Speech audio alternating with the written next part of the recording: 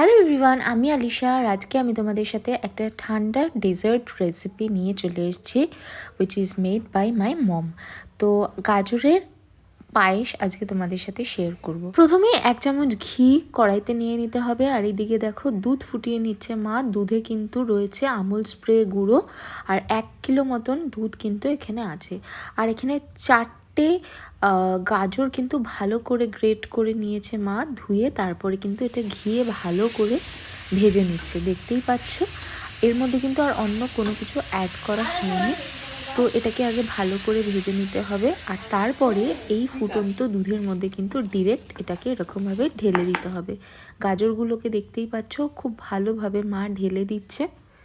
আর ঢেলে দেওয়ার পরে কিন্তু এটাকে ঠিক এরকমভাবে নাড়াতে হবে আলতো হাতে। আর দেখতেই পাচ্ছ একটা খুব সুন্দর কালার হচ্ছে। দুধটা যতটা ফুটবে বেশি, ততই কিন্তু এটা কালারটা আরও ইনহ্যান্স হতে থাকবে।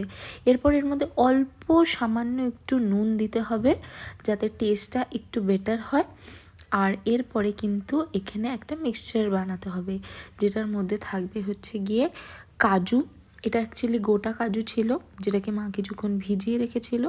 তারপরে এটাকে মিক্সিতে দিতে হবে। আর তার মধ্যে কিন্তু 1 চামচ মতন গোবিন্দভোগ চাল দেওয়া হয়েছে। আর এইদিকে দেখো চিনি স্বাদ মতন তোমরা নেবে। আমার মায়ের স্বাদ অনুযায়ী চিনি কিন্তু দিল, দেখতেই পাচ্ছ। এরপরে কিন্তু এটাকে কনস্ট্যান্টলি নাড়িয়ে যেতে হবে।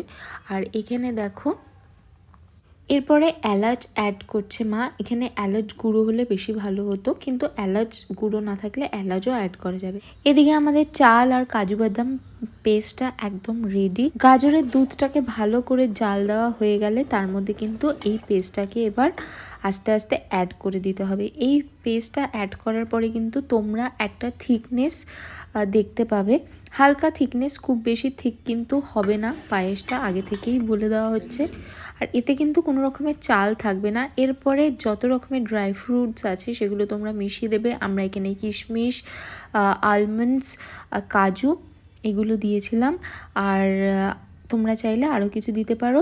ঘরে জাফরান থাকলে সেটাও অ্যাড করতে পারো। আমাদের কিন্তু একদম রেডি রেসিপি, দেখতেই পাচ্ছ। এরপরে মা গার্নিশিংয়ের জন্য ওপর দিয়ে কিছুটা আরও ড্রাই ফ্রুটস দিয়ে দিল।